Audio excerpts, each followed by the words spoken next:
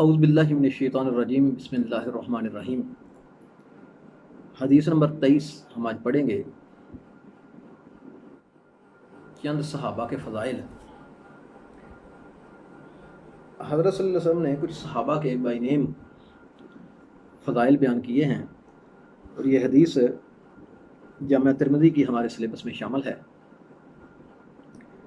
انسی حضرت انس بن مالک رضی اللہ تعالیٰ عنہ، انہیں خادم رسول بھی کہا جاتا ہے، ان سے روایت ہے ان نبی صلی اللہ علیہ وسلم، اور وہ نبی کریم صلی اللہ علیہ وسلم سے روایت کرتے ہیں، قالا، آپ صلی اللہ علیہ وسلم نے ارشاد فرمایا، ارحم امتی بھی امتی ابو بکر، میری امت میں سب سے زیادہ مہربان شخص ابو بکر ہیں، واشدہم فی امر اللہ عمر، اور اللہ کے معاملات کو نافذ کرنے میں، اللہ کے احکامات کو نافذ کرنے کے معاملے میں عمر ہیں سب سے سختی والے، وَأَصْدَقُمْ حیان عثمان، اور حیا کے اعتبار سے سب سے سچے عثمان ہیں، وَأَقْضَاهُمْ علی، اور ان کے بہترین قاضی حضرت علی کرم اللہ وجہہ ہیں، قاضی سے مراد ہے فیصلہ کرنے والا، وَأَفْرَضُهُمْ، اور ان کے فرائض کا ذمہ دار سب سے زیادہ زید بن ثابت رضی اللہ تعالیٰ عنہ ہیں، وَأَكْرَمُهُمْ، اور ان کے بہترین قاری ابی بن کعب ہیں، وَأَعْلَمُهُمْ بِالْحَلَالِ وَالْحَرَامِ، اور حلال اور حرام کا سب سے زیادہ علم رکھنے والے حضرت معاذ بن جبل ہیں، وَلِكُلِّ أُمَّةٍ امین، اور ہر امت کا ایک امین ہوتا ہے، وَأَمِينُ هَذِهِ الْأُمَّةِ، اور میری اس امت کا جو امین ہے ابو عبیدہ بن جراح، وہ ابو عبیدہ بن جراح ہے۔ یہ کچھ صحابہ کے مناقب اور فضائل سرکار دو عالم صلی اللہ علیہ وآلہ وسلم نے ارشاد فرمائے ہیں، اور سب سے پہلے حضرت ابو بکر صدیق رضی اللہ تعالیٰ عنہ کا ذکر کیا۔ ابو بکر صدیق رضی اللہ عنہ کا اصل نام عبد القعبہ ہے، اور بعد میں سرکار دو عالم صلی اللہ علیہ وسلم نے ان کا نام چینج کر کے عبداللہ رکھا۔ ابو بکر ان کی کنیت ہے، بکر عربی زبان میں اونٹ کو کہا جاتا ہے، کیونکہ حضرت ابو بکر صدیق رضی اللہ تعالیٰ عنہ کو اونٹوں کے نسب پر بڑی گرفت حاصل تھی، اور یہ بتا سکتے تھے کہ فلاں اونٹ کا باپ فلاں اونٹ، اس کا باپ فلاں اونٹ، اس کا باپ فلاں اونٹ، فلاں اونٹنی کی ماں فلاں اونٹنی، اس کی ماں فلاں اونٹنی، اس کی ماں فلاں اونٹنی۔ یہ سلسلہ کچھ اس طرح سے بھی تھا کہ عرب کے لوگ جو ہیں وہ اونٹوں کو ان کے ناموں سے پکارا اور یاد کیا کرتے تھے۔ یہ گرفت جو آپ رضی اللہ تعالیٰ عنہ کو اس معاملے میں حاصل تھی، جو کثرت حاصل تھی، اس کی وجہ سے آپ کو ابو بکر اونٹوں کا باپ کہا جاتا تھا۔ صدیق اور عتیق دو القاب ہیں آپ کے، اور صدیق کا لقب جو ہے وہ رسول اللہ صلی اللہ علیہ وسلم نے آپ کو عنایت فرمایا۔ یہاں پر جو اللہ کے رسول صلی اللہ علیہ وسلم نے ان کی صفت بیان فرمائی، وہ فرمایا وہ سب سے مہربان جو اس امت کا ہے، وہ میری امت میں سے حضرت ابو بکر صدیق ہے۔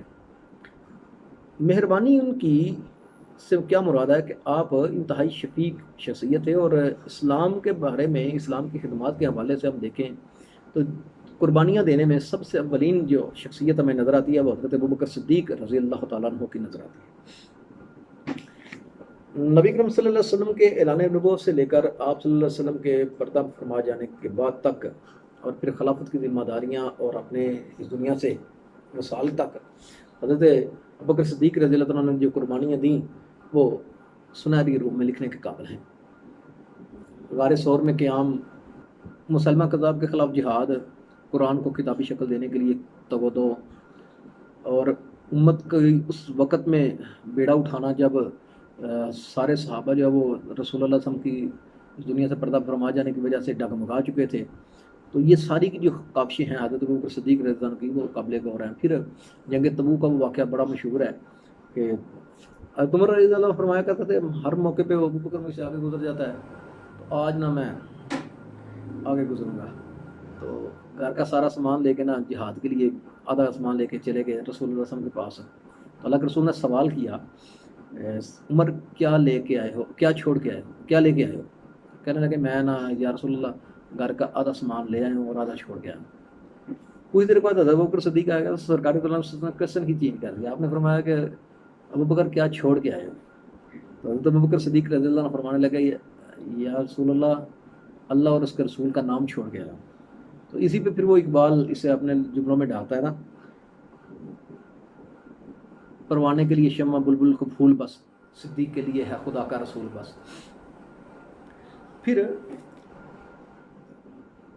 امت کا جب بیڑا اٹھایا بطور خلیفہ اور پھر امیر المومنین کی حیثیت سے جب ذمہ داریاں لیں، تو آپ نے اپنا جو لقب لکھوایا وہ خلیفۃ الرسول لکھوایا کہ رسول کا خلیفہ ہوں میں۔ اور جس مسند پہ سرکار دو عالم صلی اللہ علیہ وسلم تشریف فرما ہوتے تھے، حضرت ابوبکر صدیق اس سے ایک سیڑھی جو ہے وہ نیچے تشریف رکھا کرتے تھے۔ آپ کی مہربانیاں اور فضائل جو ہیں وہ اگر ان کا ذکر کیا جائے تو اس میں سے ایک یہ بھی ہے کہ رسول اللہ صلی اللہ علیہ وسلم کی حیات مبارکہ کے اندر 17 نمازیں جو ہیں وہ حضرت ابوبکر صدیق رضی اللہ عنہ نے پڑھائی ہیں، اور سرکار دو عالم صلی اللہ علیہ وسلم نے ان کی اقتداء میں بھی بیٹھ کے نماز ادا فرمائی ہے علالت کے دوران۔ دوسری شخصیت جو ہیں جس کا ذکر کیا جاتا ہے وہ حضرت عمر ہیں، اور سرکار دو عالم صلی اللہ علیہ وآلہ وسلم نے ارشاد فرمایا اشدہم فی امر اللہ، اللہ کے معاملات میں بڑا سخت ہے، یعنی ان کو نافذ کرنے میں، شریعت کا نافذ کرنے میں۔ اور یہ وہ شخصیت بڑی جلالی طبیعت تھی حضرت عمر فاروق رضی اللہ عنہ کی۔ ہم دیکھیں تو جہاں جہاں بھی اسلام کی طرف جو ہے وہ آنکھ اٹھا کے کسی نے دیکھا ہے تو جس بندے نے سب سے پہلے جو ہے وہ جلال کا اظہار کیا ہے وہ حضرت عمر فاروق رضی اللہ عنہ ہے۔ نجران کے عیسائی آئے تو ایک نے مسجد نبوی کی دیوار کے ساتھ بیٹھ کے پیشاب کرنا شروع کر دیا تو حضرت عمر فاروق رضی اللہ عنہ نے فوراً تلوار نکال لی۔ پھر ہم تھوڑا سا اور آگے چلیں تو ہمیں ایک واقعہ اور بڑا خوبصورت نظر آتا ہے۔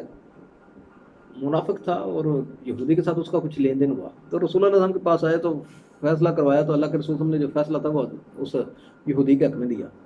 تو اس کے دل کے اندر کھٹکا لگا تو وہ فوراً ہی اسے کہنے لگا کہ شاید فیصلہ ٹھیک نہیں ہوا، چلو ابوبکر کے پاس چلتے ہیں۔ ابوبکر صدیق کے پاس گئے تو انہوں نے پوچھا کہ تم نے اس سے پہلے کسی سے فیصلہ کروایا؟ تو وہ یہودی نے بتایا کہ ہم رسول اللہ صلی اللہ علیہ وسلم کے پاس گئے تھے، تو ابوبکر صدیق رضی اللہ عنہ نے فرمایا کہ جو فیصلہ رسول اللہ صلی اللہ علیہ وسلم نے کیا ہے ابوبکر صدیق کا بھی وہی فیصلہ ہے۔ اس نے اس بات کو بھی سمجھا نہیں اور پھر وہ حضرت عمر کے دروازے کی طرف چل پڑا۔ جب حضرت عمر رضی اللہ عنہ کے پاس آئے اور ان سے آگے ذکر کیا تو حضرت عمر فاروق رضی اللہ تعالیٰ نے ارشاد فرمایا اس سے پہلے کس سے فیصلہ کروایا ہے؟ ہاں نہیں کروایا۔ کس سے کروایا جی؟ رسول اللہ صلی اللہ علیہ وسلم۔ اسے کہنے لگے ٹھہرو۔ اندر گئے اور اندر سے تلوار لائی اور آ کے اس شخص کا سر قلم کر دیا۔ اس کے قبیلے کے لوگ اکٹھے ہو گئے سرکار دو عالم صلی اللہ علیہ وسلم کے سامنے آ گئے کہ یہ کیا معاملہ ہے کہ عمر نے اس کے پاس آدمی سوال کرنے کے لیے گیا تھا، فیصلہ کروانے کے لیے انہوں نے سر قلم کر دیا۔ سرکار دو عالم صلی اللہ علیہ وسلم نے بلا لیا حضرت ابوبکر صدیق رضی اللہ عنہ کے حضرت عمر فاروق رضی اللہ عنہ کو، تو آپ نے بیان کیا کہ یا رسول اللہ، کیونکہ یہ شخص منافق تھا اور آپ صلی اللہ علیہ وسلم کے فیصلے کو تسلیم نہیں کرتا تھا، اس لیے میں نے اس کا سر جو ہے وہ قلم کر دیا۔ جب حضرت صلی اللہ علیہ وسلم کو سارے واقعے کا پتہ چلا تو آقا کریم رؤوف رحیم صلی اللہ علیہ وسلم نے فرمایا کہ اس کا خون رائیگاں گیا، اور عمر فاروق رضی اللہ تعالیٰ عنہ کی جو ظاہراً یہ غلطی نظر آتی تھی اس کو درگزر فرما دیا۔ ہم اس طرح دیکھیں تو اور بھی ہمیں بہت سے واقعات نظر آتے ہیں۔ جب حضرت عمر فاروق رضی اللہ عنہ نے اسلام قبول کیا تو صحابہ کہتے ہیں جتنی زور سے ہم لوگوں نے نعرہ لگایا مدینے کی مکے کی جو وادیاں تھیں وہ گونج اٹھی۔ پھر وہاں پر نماز کے لیے مسلمانوں کا اکٹھا ہو کے جانا اور حضرت عمر فاروق رضی اللہ عنہ کی تحفظ پہ معمور ہو جانا اور بطور چوبدار کھڑے ہونا اور مسلمانوں کا وہاں پر بیت اللہ میں نماز پڑھنا، یہ حضرت عمر فاروق رضی اللہ عنہ کے جلال کی ایک علامت ہے۔ اسی طرح دین کو نافذ کرنے کے اعتبار سے ایک اور واقعہ بڑا مشہور ہے۔ ان کے بیٹے تھے مثلا بھی شامہ، انہوں نے ان کے اوپر شراب نوشی کا الزام لگا، وہ الزام ثابت ہو گیا تو آپ نے ان کو کوڑے لگوائے۔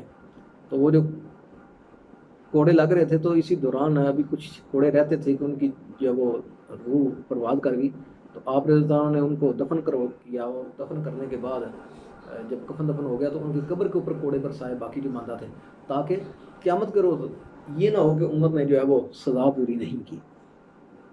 اور پھر آپ رضی اللہ عنہ اس لیے فرمایا کرتے تھے کہ اگر دریائے فرات کے کنارے پہ کتا بھی بھوکا مر جائے تو عمر اس کا جواب دے ہے۔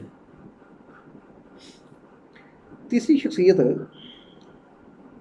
حضرت عثمان غنی رضی اللہ تعالیٰ عنہ ہیں۔ بڑی حلیم الطبع شخصیت تھے اور باپ کا نام عفان ہے۔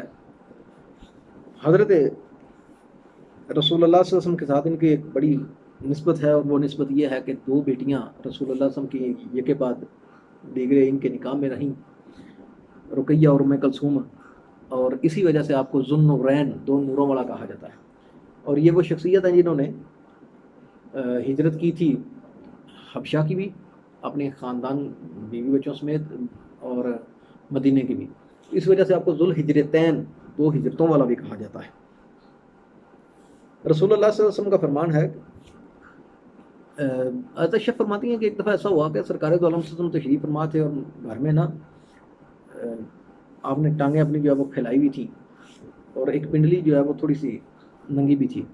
تو حضرت ابوبکر صدیق نے اجازت چاہی تو اللہ کے رسول صلی اللہ علیہ وسلم نے اجازت دے دی، وہ آئے اور پاٹ پہ آ کے تشریف فرما ہوئے، اور اللہ کے رسول اسی طرح تشریف فرما رہے۔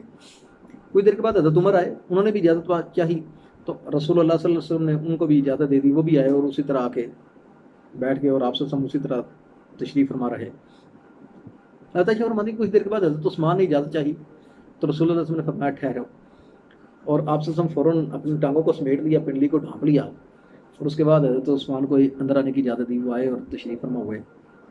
عائشہ فرماتی ہیں بعد میں نے سوال کیا کہ یا رسول اللہ، یہ کیا معاملہ تھا کہ میرے والد ابوبکر بھی آئے اور عمر بھی آئے، تو آپ نے اس دوران اپنی ٹانگیں جو ہے وہ سمیٹی نہیں، لیکن جب عثمان آئے تو آپ نے فوراً ٹانگیں سمیٹ لی۔ تو رسول اللہ صلی اللہ علیہ وسلم نے ارشاد فرمایا، اللہ استحیّ من رجل تستحیّ منہ الملائکہ، کیا میں اس شخص سے شرم نہ کروں جس سے فرشتے بھی شرم کرتے ہیں؟ یعنی حضرت عثمان غنی رضی اللہ عنہ کی حیاداری اتنی تھی کہ فرشتے بھی آپ رضی اللہ تعالیٰ عنہ سے حیا رکھتے تھے۔ چوتھی شخصیت حضرت علی کرم اللہ وجہہ، اور سرکار دو عالم صلی اللہ علیہ وسلم نے فرمایا کہ بہترین قاضی ہے اس کا امت کا۔ تو حضرت علی کرم اللہ وجہہ کو یہ مقام اور خاص حاصل رہا ہے کہ سرکار دو عالم صلی اللہ علیہ وسلم کی حیات مبارکہ میں بھی خدمات سر انجام دی، اور آپ کے اس دنیا سے پردہ فرما جانے کے بعد حضرت ابوبکر صدیق، عمر فاروق اور عثمان غنی تقریباً 35 سال کا عرصہ بنتا ہے خلافت کا۔ اس دوران جو قاضی القضاء، chief justice of Islamic state کی جو حیثیت رہی ہے وہ حضرت علی کرم اللہ وجہہ کو حاصل رہی ہے۔ مختلف طرح کے پیچیدہ مسائل جو ہیں ان کا فیصلہ کروانے کے لیے آپ کے پاس صحابہ اکرام آیا کرتے تھے، اور لوگ بھی، اور آپ ان کا بڑے بڑے پیچیدہ مسائل کو بڑے بڑے اچھے طریقے سے، آسان طریقے سے حل کر فرماتے تھے۔ بطور مشیر اور بطور صحابہ اکرام رضوان اللہ کے عہد خلافت کے اندر بطور خلیفہ کے مشیر اور خلیفہ کے قاضی، آپ نے بہت سے اہم جو ہے وہ آراء قائم کی۔ تو حضرت عمر فاروق رضی اللہ عنہ فرمایا کرتے تھے کہ اگر علی نہ ہوتا تو عمر ہلاک ہو جاتا، یعنی اتنے پیچیدہ مسائل میں آپ نے ان کی معاونت اور فرمائی، اور ان کو صلاح مشورہ دیا کہ حضرت عمر رضی اللہ عنہ فرماتے ہیں کہ اگر علی نہ ہوتے تو میں یہ فیصلہ کبھی نہ کر پاتا۔ مثلا ہجری سال کا جو کیلنڈر ہے اس کا آغاز حضرت علی کی مشاورت تھی۔ شراب نوشی کی جو سزا ہے وہ 80 کوڑے مقرر کی گئی، تو یہ بھی حضرت علی کرم اللہ وجہہ کی رائے تھی۔ اسی طرح مساجد کی آبادکاری کے لیے جو رمضان کے مہینے میں تراویح کا سلسلہ تھا، اس میں بھی حضرت علی کرم اللہ وجہہ کی رائے شامل تھی۔ پھر ہم دیکھیں تو جو فیصلے تھے اس میں بڑی مہارت حاصل تھی۔ 2 خواتین کے ہاں بچے پیدا ہوئے، ایک کا بیٹا تھا، ایک کی بیٹی تھی، اور دائیا نے جو ہے یا کسی نے میلی بھگت کر کے بیٹی کو بیٹے سے اور بیٹے کو بیٹی کے ساتھ جو ہے وہ تبدیل کر دیا، یعنی جس کے بیٹی تھی اس کو بیٹا دے دیا، جس کا بیٹا تھا اس کو بیٹی دے دی۔ جس خاتون کے ہاں بیٹا پیدا ہوا تھا اور اس کو بیٹی دی گئی، اس نے شور مچانا اور احتجاج کرنا شروع کر دیا کہ میرے ہاں بیٹا ہوا تھا اور میرے ساتھ جو ہے یہ ناانصافی کی گئی ہے۔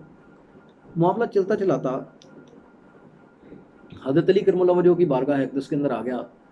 آپ کرم اللہ وجہہ نے اس کا فیصلہ یوں فرمایا کہ دونوں ماؤں کا دودھ لیا جائے اور اسے تولا جائے،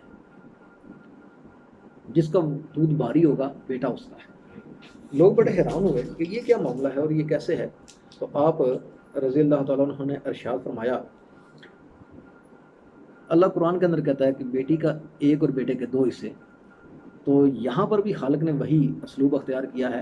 تو جو نمکیات کی مقدار ہے وہ بیٹی کی نسبت بیٹے کی دفعہ ماں کے دودھ کے اندر زیادہ ہوتی ہے۔ اتنے آسان طریقے سے آپ رضی اللہ تعالیٰ عنہ نے اس کا فیصلہ فرما دیا۔ اسی طرح کا ایک واقعہ بڑا مشہور ہے کہ 2 لوگ تھے، سفر کر رہے تھے، دوست تھے، ایک کے پاس 5 روٹیاں تھیں، ایک کے پاس 3 روٹیاں تھیں۔ تو کہیں پہ وہ جب اسٹے کیا انہوں نے کھانا شروع کیا تو پاس سے ایک مہمان گزرا تو مہمان کو کہنے لگے ہمارے ساتھ شریک ہو جاؤ. اس نے شرکت کر لی. آپ رضی اللہ تعالیٰ وہ جو دو مہمان تھے میزبان تھے انہوں نے اس کو تواضع کروائی. جب وہ مہمان جانے لگا تو اس نے جاتی دفعہ 8 درہم دیے. جس شخص کی 3 روٹیاں تھیں اس کو 3 دے دیے اور 5 جو ہے 5 روٹیوں والے نے رکھ لیے. جب ایسا ہوا تو وہ جس کی 3 روٹیاں تھیں اور 3 درہم ملے تھے وہ شور مچانے لگا. وہ کہنے لگا یار وعدہ کرنے والی مہمان چونکہ برابر تھا تو اس لیے یہ جو ہے پیسے بھی برابر ہونے چاہیے تھے. تو اس نے کہا میں نے تمہارے ساتھ ایک اچھا ذریعہ رکھا ہے, تمہاری 3 روٹیاں تو تمہیں 3 دینار دے دی ہے. اس نے کہا نہیں یہ معاملہ غلط ہے. تو یہ چلتے چلتے سرکار امیر کائنات رضی اللہ تعالیٰ عنہ کی بارگاہ کے اندر آ گئے اور کہنے لگے کہ یا امیر المومنین ہمارے درمیان فیصلہ کیجیے. آپ کرم اللہ وجہ نے ارشاد فرمایا کہ تمہارے اس دوست نے تمہارے ساتھ احسان کیا کہ اس نے تمہیں 3 دینار دے دی درہم دے دیے. اگر تم فیصلہ کرو گے تو اس سے بھی کم پڑ جائیں گے. مگر یہ کیسے ہو سکتا ہے, آپ فیصلہ کریں تو صحیح. آپ کرم اللہ وجہ نے فرمایا کہ تمہاری روٹیاں کتنی تھیں؟ میں کہا 3. انہوں نے کہا ایک روٹی کو کھانے والے کتنے ہوئے؟ 3. آپ نے فرمایا کہ تمہاری ان 3 روٹیوں کے اگر 3 کھانے والے ہوں تو ٹوٹل ٹکڑے کتنے ہو گئے؟ کہنے لگا 9. آپ نے فرمایا اس کی 5 روٹیاں تھیں, اس کے پھر کھانے والے کتنے ہو گئے؟ اس کو کھانے والے بھی جو ہے وہ 3 تھے تو ان روٹیوں کے ٹکڑے ہو گئے 15. ٹوٹل 24 ٹکڑے ہو گئے. ان 24 ٹکڑوں کو 3 پہ تقسیم کیا جائے تو 8 ٹکڑے فی کس آتے ہیں, یعنی 8 ٹکڑے ایک شخص کے حصے میں. تم نے اپنے حصے کے 8 ٹکڑے کھائے اور 1 ٹکڑا مہمان کی مہمان نوازی میں دیا. جس کی 15 روٹیاں تھیں اس نے 8 ٹکڑے خود کھائے اور 60 ٹکڑے مہمان کی مہمان نوازی میں دیے. لہذا جب بانٹ ہوگی تو تقسیم اس اعتبار سے ہوگی کہ جس نے روٹیوں کے 60 ٹکڑے مہمان کی مہمان نوازی میں لگائے ہیں اس کو 7 درہم ملنے چاہیے اور تمہیں 1. اور اس نے تمہارے ساتھ یہ احسان کیا کہ اس نے خود 5 درہم رکھے اور تمہیں 3 دیے, لہذا اب تم 1 رکھو گے اور باقی اس کو دے دو گے. علامہ عبد البر رحمہ اللہ نے الاستحصاب کے اندر یہ واقعہ جو ہے وہ بیان فرمایا. ایسے ایسے پیچیدہ مسائل جو حضرت علی کرم اللہ وجہہ نے سالف کیے تھے, جس کا تذکرہ سرکار دو عالم صلی اللہ علیہ وسلم نے یہاں پر ذکر کیا, وہ ہیں حضرت زید بن ثابت رضی اللہ تعالیٰ عنہ. اور آقا کریم رؤوف رحیم صلی اللہ علیہ وسلم نے ان کے بارے میں ارشاد فرمایا کہ فرائض کو نبھانے میں سب سے زیادہ ذمہ دار زید بن ثابت ہے. حضرت زید بن ثابت رضی اللہ تعالیٰ عنہ قاری قرآن اور کاتب وحی بھی رہے ہیں, اور اس سے بڑھ کر بہت بڑا فخر اور اعزاز جو ان کو حاصل ہے وہ یہ کہ حضرت ابوبکر صدیق رضی اللہ عنہ کے زمانے میں قرآن کو جب کتابی شکل دینے کی باری آئی تو انہی نے اس ذمہ داری کو اٹھایا تھا, اور یہ فرمایا کرتے تھے کہ اگر مجھے یہ کہا جاتا کہ احد پہاڑ کو اٹھا کے کسی دوسری جگہ منتقل کرنا ہے تو وہ کام میرے لیے آسان تھا بنسبت اس کے کہ میں قرآن کی جمع اور تدوین کرتا, اور اگر یہ حکم مجھے امیر المومنین نے نہ دیا ہوتا تو میں کبھی بھی یہ کام نہ کرتا. حضرت زید بن ثابت رضی اللہ تعالیٰ عنہ دوسری جو ذمہ داری انہوں نے نبھائی وہ حضرت عثمان غنی رضی اللہ تعالیٰ عنہ کے زمانے میں تھی. جب قرآن کی جو قرأت تھی اس میں اختلاف آنے لگا تو وہ جو اختلاف تھا اس کو دور کرنے میں بھی, اور قرآن کے جو اولین نسخہ تھا مصحف اس کی کاپیاں تیار کرنے اور اس امت میں تقسیم کرنے میں بھی ان نے ذمہ داری اٹھائی. رسول اللہ صلی اللہ علیہ وسلم کا فرمان ہے, حضرت انس بن مالک راوی ہیں کہ 4 شخصیات سے قرآن سیکھو, اور ان 4 شخصیات میں حضرت زید بن ثابت رضی اللہ عنہ کا نام بھی آتا ہے. فرائض قرات اور فتاوی جات میں حضرت عمر فاروق رضی اللہ تعالیٰ عنہ اور حضرت عثمان غنی رضی اللہ تعالیٰ عنہ ان سے فتاوی جات کیا کرتے تھے. یہ وہ شخصیت ہے جنہوں نے یہود کے ساتھ مناظرہ وغیرہ کرنے کے لیے اور ان کی کتابوں کا علم جاننے کے لیے 17 دنوں کے اندر عبرانی زبان بھی سیکھی, اور ہمیشہ حضرت عمر فاروق رضی اللہ تعالیٰ عنہ ان کو اپنے قریب ترین رکھا کرتے تھے اور سفر کے دوران ان کو اپنے ساتھ بٹھایا کرتے تھے. چھٹی شخصیت ہے جس کا ذکر اس حدیث میں سرکار دو عالم صلی اللہ علیہ وسلم نے فرمایا, وہ ہے بہترین قاری بہترین قرات کرنے والا ابی بن کعب ہے. حضرت ابی بن کعب رضی اللہ تعالیٰ عنہ جب مدینہ تشریف لائے, ہجرت کر مدینہ میں جب یہ آئے تو مدینہ میں یہ موجود تھے, تو ان کی جو مواحات تھی وہ حضرت طلحہ بن عبید اللہ رضی اللہ عنہ کے ساتھ کی گئی. بدری صحابی ہیں اور تمام جنگوں کے اندر شریک رہے, رسول اللہ صلی اللہ علیہ وسلم کے ساتھ مل کے جو ہے وہ غزوات میں شرکت کی ہے. ایک دفعہ سرکار دو عالم صلی اللہ علیہ وسلم نے حضرت ابی بن کعب سے کہا کہ ابی مجھے قرآن سناؤ, تو حضرت ابی کے کہنے لگے یا رسول اللہ قرآن تو آپ پہ نازل ہوا ہے، تو آپ سے اچھا کون پڑھ سکتا؟ تو آپ نے فرمایا کہ مجھے اللہ نے کہا ہے کہ ابی سے قرآن سنو۔ تو حضرت ابی رضی اللہ عنہ کی آنکھوں میں آنسو جاری ہو گئے اور کہنے لگے یا رسول اللہ کیا اللہ نے میرا نام لیا ہے؟ تو اللہ کے رسول صلی اللہ علیہ وسلم نے فرمایا ہاں ابی، اللہ نے تیرا نام لے کے کہا ہے کہ ابی سے قرآن سنو۔ اور پھر حضرت ابی بن کعب رضی اللہ تعالیٰ سے رسول اللہ صلی اللہ علیہ وسلم نے سورہ البینہ کی تلاوت جو ہے وہ سماعت فرمائی۔ حضرت رسول اللہ صلی اللہ علیہ وسلم کی محبت اور شفقت ان کے ساتھ کافی زیادہ تھی، اور ان کے بارے میں آتا ہے کہ سفید وجود اور سفید جو ہے وہ بال تھے ان کے۔ حضرت عمر فاروق رضی اللہ تعالیٰ عنہ سے ایک دفعہ کسی نے سوال کیا تو انہوں نے ان کے لیے لفظ بڑے خوبصورت استعمال کیا تھا، فرماتا حاضر سید المسلمین، یہ مسلمانوں کا سردار ہے، یعنی حضرت ابی بن کعب کے بارے میں حضرت عمر نے مسلمانوں کے سردار کے الفاظ جو ہے وہ استعمال کیے۔ ساتویں شخصیت ہے جس کا ذکر یہاں پر سرکار دو عالم صلی اللہ علیہ وسلم نے کیا، وہ ہے حضرت معاذ بن جبل رضی اللہ عنہ کی۔ اور معاذ بن جبل کو یہاں پر جس اعزاز سے سرکار دو عالم صلی اللہ علیہ وسلم نے نوازا ہے وہ ہے کہ حلال اور حرام کا سب سے زیادہ علم رکھنے والا معاذ بن جبل ہے۔ اللہ کے رسول صلی اللہ علیہ وسلم نے جب مکہ فتح ہوا تو ان کو خود جب حنین کی طرف موو کیا تو مکہ میں پیچھے انہیں امیر بنایا تاکہ جو لوگ ہیں انہیں یہ دین کی تبلیغ کریں۔ مدینہ کے اندر جب رسول اللہ علیہ وسلم کی حیات مبارکہ کے اندر مساجد تھیں، ان مساجد میں سے ایک میں امامت کی اور درس و تدریس کی ذمہ داری حضرت معاذ بن جبل رضی اللہ تعالیٰ عنہ کی تھی۔ معاذ بن جبل رضی اللہ تعالیٰ عنہ کے بارے میں ایک جگہ پہ رسول اللہ علیہ وسلم کو فرماتا ہے یاتی معاذ بن جبل یوم القیامہ امام العلماء، یہ قیامت کے روز جب آئے گا تو علماء کے امام کی علماء کے امام کی حیثیت سے آئے گا۔ اور حضرت کعب بن مالک کہتے ہیں کہ رسول اللہ صلی اللہ علیہ وسلم کے زمانے میں اور حضرت ابوبکر صدیق رضی اللہ عنہ کے زمانے میں معاذ بن جبل وہ شخصیت تھی جو مدینے کے اندر فتویٰ دیا کرتے تھے اور ان کا فتویٰ چلتا تھا، یعنی سرکار دو عالم صلی اللہ علیہ وسلم کی زندگی میں بھی ان کو یہ اعزاز حاصل تھا۔ یمن کا ان کو گورنر متعین کیا گیا، رسول اللہ صلی اللہ علیہ وسلم نے متعین کیا، اور پھر جب یہ گئے تو سرکار دو عالم صلی اللہ علیہ وسلم نے ان کو سواری پہ سوار کیا اور خود مہار پکڑ کے آگے چلتے رہے۔ معاذ بن جبل کو رسول اللہ صلی اللہ علیہ وسلم نے یمن کا گورنر بنا کے بھیجا اور سواری پہ خود حضرت معاذ بن جبل کو سوار کیا اور خود مہار لے کے آگے چلتے رہے۔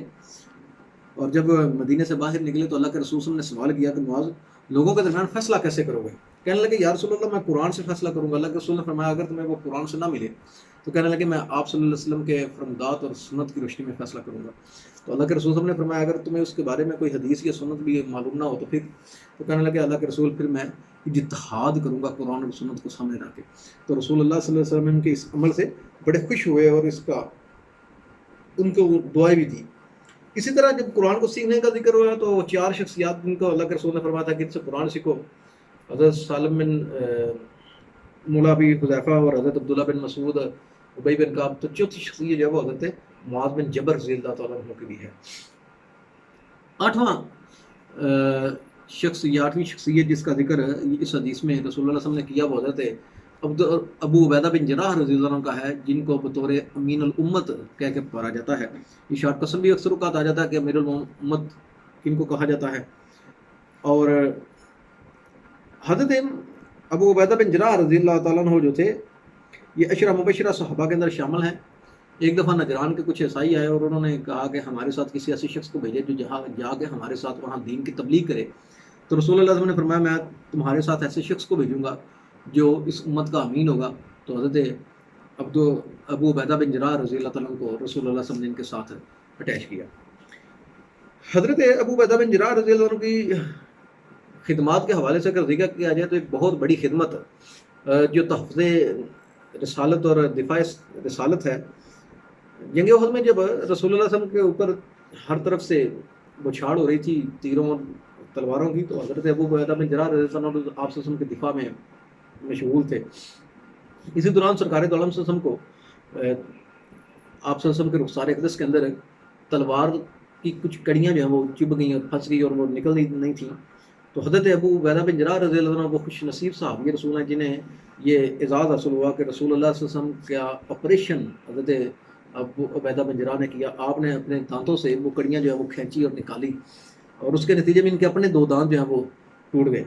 حضرت ابو عبیدہ بن جراح رضی اللہ تعالیٰ عنہ نے ہجرت حبشہ میں بھی شرکت کی اور پھر بعد میں مدینے میں بھی آئے، اور ان کی جو مواخات ہے وہ حضرت سالم مولا ابی خذیفہ رضی اللہ عنہ کے ساتھ ہوئی۔ اور سب سے بڑی بات ہے کہ حضرت عمر کے زمانے میں یہ شام کے علاقے میں جہاد میں شریک تھے اور سپہ سالار کی حیثیت سے کام کر رہے تھے، وہاں پر طاعون کی بیماری پھیل گئی اور اس بیماری کی وجہ سے آپ رضی اللہ عنہ کی شہادت بھی ہوئی۔ تو یہ وہ شخصیات ہیں جن کا سرکار دو عالم صلی اللہ علیہ وسلم نے ان کی خدمات کے حوالے سے اس حدیث میں ذکر فرمایا تھا۔ شارٹ کوسچنز عموماً آ جاتے ہیں، حلال اور حرام کا علم سب سے زیادہ کس کو ہے، بہترین قاری اس امت کا کون ہے، اس امت میں یا فرائض کا علم سب سے زیادہ کس کو ہے۔ تو یہ شارٹ کوسچن بھی جو ہے وہ اس حوالے سے ضروری ہیں۔ اللہ تعالیٰ ہمارے علم میں عمل میں زندگی میں برکت پیدا فرمائے، آمین۔